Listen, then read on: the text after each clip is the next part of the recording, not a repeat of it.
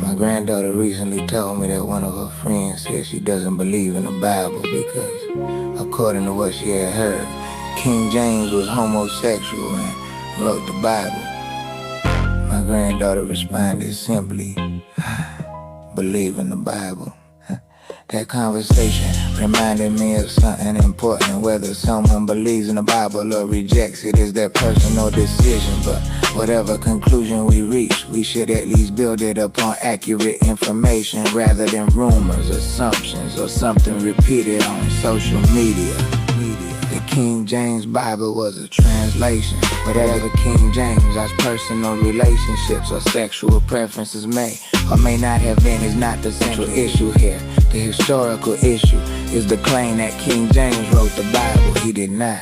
The King James Version, completed and published in 1611, was an English translation commissioned under the authority of King James. Our teams of scholars produced the translation. King James himself was not the author of the biblical books, and the biblical writings existed centuries indeed. In many cases, well over 1,000 years before King James was born. Consider the historical timeline. The Septuagint, an ancient Greek translation of Hebrew scriptures, existed centuries before Christianity and long before King James. The Latin Vulgate, largely associated with Jerome in the late 4th and early 5th centuries, likewise existed more than 1,000 years before the King James Version. The Geneva Bible was published in 1560, approximately 51 years before the King James Version. And William Tyndale, who lived around 1494 to 366, produced a highly influential English translation of the New Testament and portions of the Old Testament before the King James Version existed.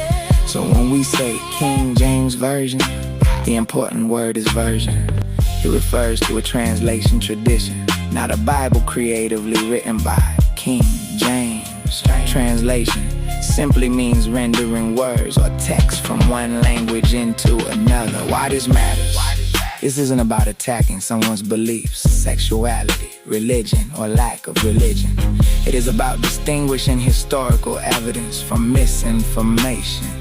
Parents have tremendous influence over how their children understand the world. We can teach them our beliefs, traditions, philosophies, and values, but we should also teach them something even more valuable.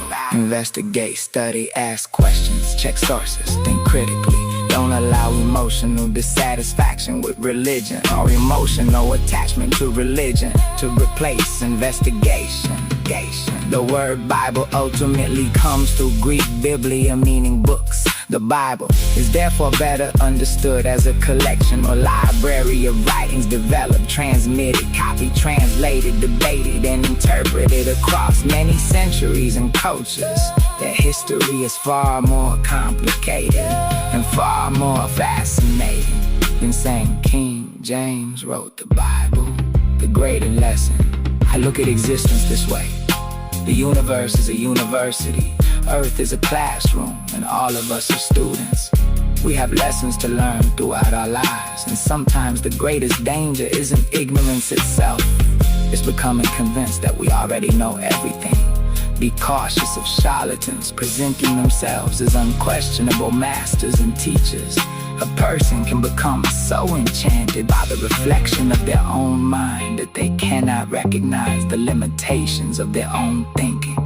They become prisoners inside a prism of their own thoughts while believing they possess the keys to everyone else's freedom. That warning applies to religious teachers, political teachers, spiritual teachers, and even to ourselves. So research for yourself, compare sources, question what you hear, including what agrees with you. Separate evidence from speculation and remain willing to make mental adjustments when better information becomes available. Self-improvement is not an event, it is a way of life.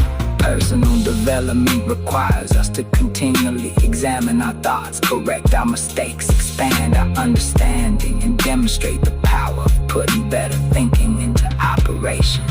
This is only a point of view and some information offered for consideration. peace and goodwill.